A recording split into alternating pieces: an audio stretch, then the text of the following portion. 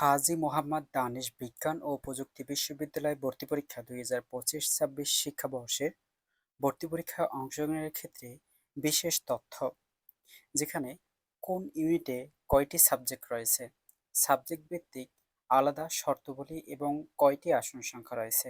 অর্থাৎ তুমি যদি মেধা তালিকায় অংশগ্রহণ করো ভর্তি পরীক্ষায় অংশগ্রহণের পরে, বা তুমি একটি মেরিট লিস্টে রইলে, তো তোমাকে সাবজেক্ট চয়েসের ক্ষেত্রে তুমি কি সাবজেক্ট চয়েস দিতে পারবে কোন কোন সাবজেক্টে, সেই সংক্রান্ত বিস্তারিত তথ্য তোমার অতি গুরুত্বপূর্ণ, আগে থেকে জানা খুবই গুরুত্বপূর্ণ।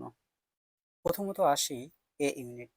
এ ইউনিটে টোটাল 3টি অনুষদ অথবা 3টি সাবজেক্ট রয়েছে, যেখানে রয়েছে agriculture, fisheries, veterinary, animal science. এই 3টি সাবজেক্ট রয়েছে। এই 3টি সাবজেক্টে যে সকল শিক্ষার্থী এই ইউনিট থেকে ভর্তি হবে, তাদের সাবজেক্ট চয়েসের ক্ষেত্রে এইচএসসি পরীক্ষায় এই সকল সাবজেক্ট থাকতে হবে: গণিত, রসায়ন, জীববিজ্ঞান, গণিত অথবা কৃষি বিজ্ঞান। এই 4টি সাবজেক্ট অবশ্যই থাকতে হবে।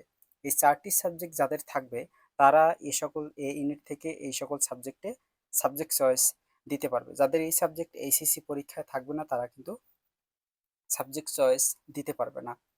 এবং এই সকল সাবজেক্টের আসন সংখ্যা রয়েছে, যেখানে এগ্রিকালচার সাবজেক্টে আসন সংখ্যা রয়েছে 375টি, ফিশারিজ সাবজেক্টে 80টি এবং ভেটেরিনারি অ্যানিম্যাল সায়েন্সে 80টি আসন সংখ্যা রয়েছে। এবং বি ইউনিট, বি ইউনিটে টোটাল অনুষদ রয়েছে 4টি। প্রথমত রয়েছে কম্পিউটার সায়েন্স অ্যান্ড ইঞ্জিনিয়ারিং, যেখানে প্রথমত রয়েছে ইঞ্জিনিয়ারিং অনুষদ, তারপর রয়েছে ইঞ্জিনিয়ারিং আর্কিটেকচার অনুষদ এবং বিজ্ঞান অনুষদ। এই 4টি অনুষদ রয়েছে। এই 4টি অনুষদে যে সকল শিক্ষার্থী বি ইউনিটে ভর্তি হবে, তাদের এইচএসসি পরীক্ষায় গণিত, রসায়ন এই 3টি সাবজেক্ট অবশ্যই থাকতে হবে। তবে তোমাদের এখানে কিন্তু আলাদাভাবে কোনো শর্ত দেওয়া হয়নি যে তোমাদের এ, বি গ্রেড থাকতে হবে অথবা এ প্লাস থাকতে হবে, এ মাইনাস থাকতে হবে, এ সকল তথ্য বা শর্ত নেই। শুধুমাত্র এই সকল সাবজেক্ট অবশ্যই এইচএসসি পরীক্ষা থাকতে হবে, তবেই এই সকল সাবজেক্টের সকল শিক্ষার্থীরা বি ইউনিটে, যে সকল শিক্ষার্থী অংশগ্রহণ করবে বিজ্ঞান শাখা থেকে, তারা এই সকল সাবজেক্টে চয়েস দিতে পারবে। তো কম্পিউটার সায়েন্স অ্যান্ড ইঞ্জিনিয়ারিংয়ে 80টি আসন সংখ্যা রয়েছে। তারপরে ইলেকট্রনিক কমিউনিকেশন ইঞ্জিনিয়ারিংয়ে 60টি আসন সংখ্যা রয়েছে। ইলেকট্রনিক্স ইঞ্জিনিয়ারিংয়ে 60টি আসন সংখ্যা রয়েছে। প্রসেস ইঞ্জিনিয়ারিংয়ে 60টি আসন সংখ্যা, এগ্রিকালচারে 60টি আসন সংখ্যা রয়েছে। সিভিল ইঞ্জিনিয়ারিংয়ে 50টি আসন সংখ্যা রয়েছে। মেকানিক্যাল ইঞ্জিনিয়ারিংয়ে 50টি আসন সংখ্যা, আর্কিটেকচারে 30টি আসন সংখ্যা রয়েছে।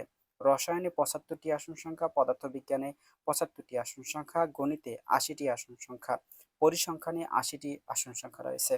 তবে বি ইউনিটে শুধুমাত্র বিজ্ঞান শাখার শিক্ষার্থীরাই ভর্তি পরীক্ষায় অংশগ্রহণ করতে পারবে, এবং এ ইউনিটেও শুধুমাত্র এ, বি শুধুমাত্র বিজ্ঞান শাখার শিক্ষার্থীরা অংশগ্রহণ করতে পারবে এবং এই সকল সাবজেক্টে সাবজেক্ট চয়েস দিতে পারবে। এবার আসি সি ইউনিট। সি ইউনিট ব্যবসায় শিক্ষা অনুষদ।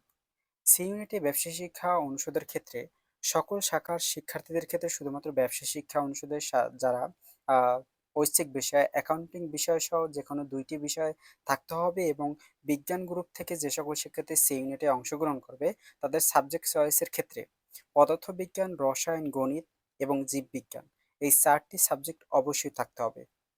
মানবিক শাখা থেকে যে সকল শিক্ষার্থী অংশগ্রহণ করবে সি ইউনিটে, তাদের সাবজেক্ট চয়েসের ক্ষেত্রে মানবিক বিভাগের সকল সাবজেক্ট থাকতে হবে। এখানে সাবজেক্ট রয়েছে: হিসাব বিজ্ঞানের 70টি আসন সংখ্যা রয়েছে, ফিনান্সে 70টি আসন সংখ্যা রয়েছে, ম্যানেজমেন্টে 70টি আসন সংখ্যা রয়েছে, মার্কেটিংয়ে 70টি আসন সংখ্যা রয়েছে। ডি ইউনিটের সকল শাখার শিক্ষার্থীরা অংশগ্রহণ করতে পারবে, তবে ডি ইউনিটে শুধুমাত্র সোশ্যাল সায়েন্স অ্যান্ড হিউম্যানিটিস। এখানে এ সকল সাবজেক্টে যে কোনো সাবজেক্টে ভর্তি হতে সকল শাখার শিক্ষার্থীদের, ছাত্রছাত্রীদের জন্য প্রযোজ্য। এ সকল সাবজেক্টে কোনো আলাদা কোনো শর্ত নেই। তবে ইংরেজিতে 70টি আসন সংখ্যা রয়েছে, অর্থনীতিতে 70টি আসন সংখ্যা রয়েছে, সমাজবিজ্ঞানে 60টি আসন সংখ্যা রয়েছে, ডেভেলপমেন্ট স্টাডিজে 40টি আসন সংখ্যা রয়েছে। তবে সকল শাখার নিয়ে এবং সকল ইউনিট নিয়ে, 4টি ইউনিট নিয়ে টোটাল আসন সংখ্যা রয়েছে 1795টি।